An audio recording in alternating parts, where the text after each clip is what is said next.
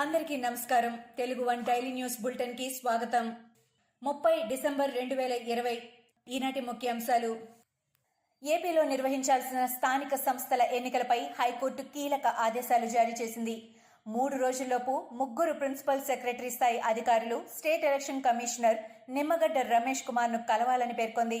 Corona కారణంగా ప్రస్తుత పరిస్థితుల్లో ఎన్నికలు నిర్వహించలేమని చెబుతున్న రాష్ట్ర ప్రభుత్వం అందుకు సంబంధించిన వివరాలను అధికారులు నిమ్మగడ్డకు వివరించాలని తెలిపింది. అప్పటికి రాష్ట్ర ప్రభుత్వం ఎస్ఈసీ మధ్య ఇంకా చర్చలు కొలిక్కి రాకపోతే తిరిగి వాదనలు వింటామని హైకోర్టు వెల్లడించింది. గన్నవరం రాజకీయాలు మరోసారి గరంగా మారిపోయాయి. సొంత నియోజకవర్గంలో ఎమ్మెల్యే వల్లభనేని వంశీకి చేదు అనుభవం ఎదురైంది. గ్రామంలోకి రావద్దంటూ బాపులపాడు మండలం మల్లపల్లి గ్రామస్తులు వంశీని అడ్డుకున్నారు. తమ గ్రామంలో 1400 తెల్ల రేషన్ కార్డులు ఉంటే 400 మందికి మాత్రమే పట్టాలు ఇస్తున్నారని ఆరోపించిన గ్రామస్తులు వేరే గ్రామాల వారికి తమ ఊరిలో పట్టాలు ఇస్తున్నారంటూ మండిపడ్డారు. ఇళ్ల పట్టాల పంపిణీకి విచ్చేసిన MLA Vamsi Mohan go back అంటూ నినాదాలు చేశారు.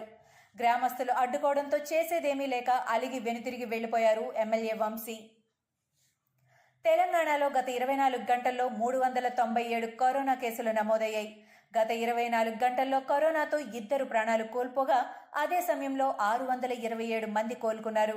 రాష్ట్రంలో నమోదైన మొత్తం కరోనా కేసుల సంఖ్య 2,85,465కు చేరింది. మృతుల సంఖ్య మొత్తం 1,535కు చేరింది. తెలంగాణలో ప్రస్తుతం 5,999 యాక్టివ్ కేసులున్నాయి. Mega power star Ram Charan కు కరోనా పాజిటివ్ అని తేలింది. ఈ విషయాన్ని రామ్ చరణ్ స్వయంగా ప్రకటించాడు. కరోనా టెస్ట్ చేయించుకోగా వైద్యులు పాజిటివ్ అని ధృవీకరించారు. ఎలాంటి లక్షణాలైతే లేవు. ప్రస్తుతం క్వారంటైన్ లో ఉన్నాను. త్వరలోనే ఆరోగ్యంగా మరింత స్ట్రాంగ్ గా తిరిగి వస్తాను అంటూ రామ్ చరణ్ ఒక ప్రకటన విడుదల చేశారు. తమిళ సూపర్ స్టార్ రజనీకాంత్ సంచలన నిర్ణయం తీసుకున్నారు. రాజకీయ ఆగమనంపై తన నిర్ణయాన్ని వెనక్కి తీసుకున్నారు. ప్రస్తుత పరిస్థితుల్లో పార్టీ ప్రారంభించలేనంటూ 3 పేజీల సుదీర్ఘ లేఖను ట్విట్టర్ వేదికగా విడుదల చేశారు. అనారోగ్య కారణాల కారణంగా రాజకీయాల్లోకి రావడం లేదని ఆయన తేల్చి చెప్పారు. తానిచ్చిన మాటను వెనక్కి తీసుకోవడంపై తనను క్షమించాలంటూ అభిమానులను కోరారు. రాజకీయ ప్రకటనకు ముందు హాస్పిటల్లో తాను చేరడం అనేది దేవుడి హెచ్చరికగా భావిస్తున్నట్టు లేఖలో తెలిపారు. దీనిపై ప్రముఖ కథానాయకుడు మక్కల్ నీది మయ్యం పార్టీ అధినేత కమల్ హాసన్ స్పందించారు. రజనీకాంత్ ప్రకటనపై ఆయన అభిమానుల్లాగే తాను కూడా నిరాశ చెందానని చెప్పారు. అయితే రజనీకాంత్ ఆరోగ్యమే తనకు ముఖ్యమని కమల్ హాసన్ తెలిపారు. దేశంలో ఇప్పటి వరకు నమోదైన కరోనా పాజిటివ్ కేసుల సంఖ్య 1,02,24,303కు చేరుకుంది. ఇప్పటి వరకు కరోనాతో మృతి చెందిన వారి సంఖ్య 1,48,153కు పెరిగింది. దేశవ్యాప్తంగా 2,68,581 యాక్టివ్ కేసులున్నాయి. భారత్లోకి కరోనా కొత్త స్ట్రెయిన్ ప్రవేశించింది. దేశవ్యాప్తంగా ఈ కొత్త స్ట్రెయిన్ వైరస్ కేసులు 6 నమోదయ్యాయని కేంద్ర వైద్య ఆరోగ్య శాఖ వెల్లడించింది. ఇందులో బెంగళూరులో 3, హైదరాబాద్లో 2, పూణేలో 1కి కొత్త స్ట్రెయిన్ వైరస్ సోకినట్లు బులెటిన్ వెల్లడించింది. బ్రిటన్ నుండి వచ్చిన మొత్తం 33,000 మందిని పరీక్షించగా 114 మందికి వైరస్ ఉన్నట్లు నిర్ధారణ అయిందని, అందులో 6గురికి ఈ కొత్త స్ట్రెయిన్ ఉన్నట్లు నిర్ధారణ అయిందని తెలిపింది. బాక్సింగ్ డే టెస్ట్లో భారత్ ఘన విజయం సాధించింది. 70 పరుగుల విజయ లక్ష్యంతో బరిలోకి దిగిన టీమిండియా 8 వికెట్ల తేడాతో గెలిచింది.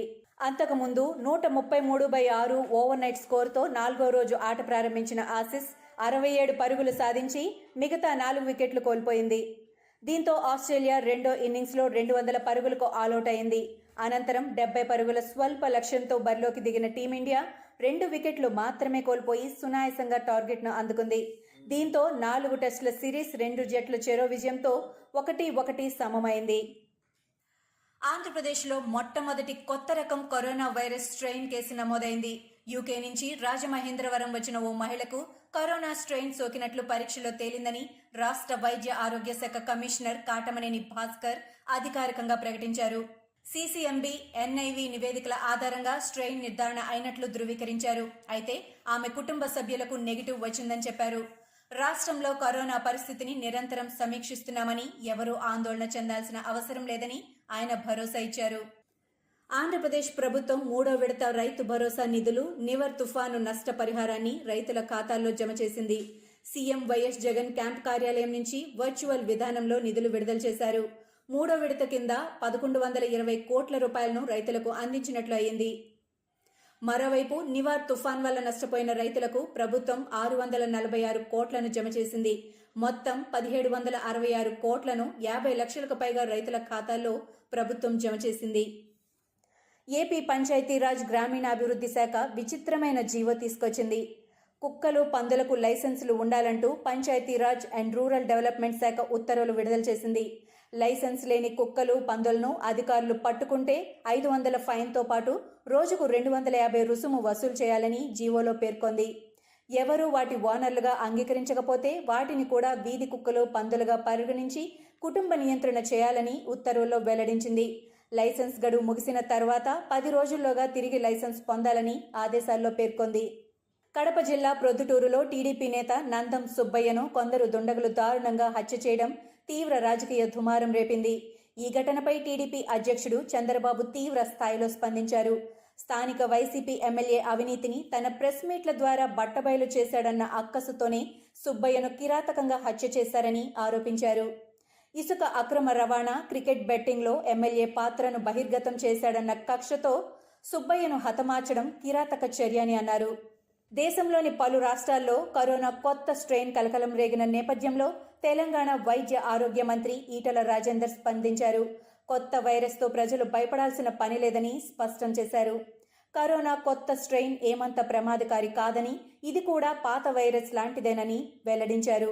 స్ట్రెయిన్ను ఎదుర్కొనేందుకు తమ ప్రభుత్వం సిద్ధంగా ఉందని తెలిపారు. అయితే కరోనా వ్యాప్తి నేపథ్యంలో పండగల కన్నా ప్రాణాలే ముఖ్యమని ప్రజలు గ్రహించాలని హితవు పలికారు. ఇళ్లలోనే ఉండి న్యూ ఇయర్ వేడుకలు జరుపుకోవాలని సూచించారు. తెలుగు సినీ పరిశ్రమలో కరోనా వైరస్ కలకలం రేపుతోంది. తనకు కరోనా పాజిటివ్ నిర్ధారణ అయిందని వరుణ్ తేజ్ వెల్లడించాడు. తనలో కరోనా లక్షణాలు స్వల్పంగా ఉన్నాయని చెప్పాడు. ప్రస్తుతం ఇంటి వద్ద స్వీయ నిర్బంధంలో ఉన్నానని, అన్ని జాగ్రత్తలను పాటిస్తున్నానని తెలిపాడు. త్వరలోనే కరోనా నుంచి కోలుకుంటానని చెప్పాడు. వ్యాక్సిన్ అందుబాటులోకి వచ్చిన తర్వాత వ్యాక్సినేషన్ ఎలా చేయాలి అనే దానిపై డిసెంబర్ 28, 29 తేదీల్లో ఇండియాలోని 4 రాష్ట్రాల్లో డ్రై రన్ను నిర్వహించారు. ఆంధ్రప్రదేశ్, గుజరాత్, పంజాబ్, అస్సాం రాష్ట్రాల్లో ఈ డ్రై రన్ను నిర్వహించారు. 4 రాష్ట్రాల్లో నిర్వహించిన ఈ డ్రై రన్ సక్సెస్ అయినట్టు కేంద్ర ఆరోగ్య శాఖ ప్రకటించింది. ఆంధ్రప్రదేశ్లోని కృష్ణా జిల్లాలో, గుజరాత్లోని రాజ్కోట్, గాంధీనగర్లో, పంజాబ్లోని లూధియానా, షాహిద్ భగత్ సింగ్ నగర్లోనూ, అస్సాంలోని సోనిత్పూర్, నల్బరీ జిల్లాల్లో ఈ డ్రై రన్ను నిర్వహించారు. మోటార్ వాహనాల చట్టంలో కేంద్రం కీలక మార్పులు చేసింది.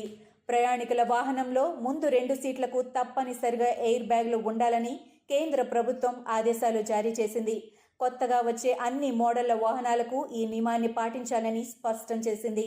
2021 ఏప్రిల్ 1వ తేదీ నుంచి పూర్తి స్థాయిలో ఈ నిబంధనలు అమల్లోకి వస్తాయని స్పష్టం చేసింది. ఇక పాత వాహనాల విషయంలో కూడా కేంద్రం కీలక నిర్ణయం తీసుకుంది. పాత వాహనాల ముందు 2 సీట్లకు ఎయిర్ బ్యాగ్లు అమర్చుకోవడానికి జూన్ 1 వరకు గడువు ఇస్తున్నట్లు కేంద్రం తెలియజేసింది. ఇవి ఈనాటి ముఖ్యాంశాలు. మరికొన్ని ముఖ్యాంశాలతో మళ్ళీ రేపు కలుద్దాం. ఈ షోని క్రమం తప్పకుండా వినాలనుకుంటే మీరు ఈ షో వింటున్న ప్లాట్ఫామ్లో కానీ, లేదా గూగుల్ పాడ్కాస్ట్, యాపిల్ పాడ్కాస్ట్, గానా మరియు ఏ ఇతర పాడ్కాస్ట్ యాప్లోనైనా సెర్చ్ చేసి సబ్స్క్రైబ్ అవ్వండి. కొత్త ఎపిసోడ్ వచ్చినప్పుడు మీకు అప్డేట్ వస్తుంది. అంతవరకు సెలవు, నమస్కారం. ఆకట్టుకునే కథలు, వినూతన సినిమా విశేషాలు మరియు అద్భుతాలు సృష్టించిన కొందరు రచయితలు మరియు ప్రముఖుల జీవిత కథనాలను ఈ షోలో మీరు వినవచ్చు.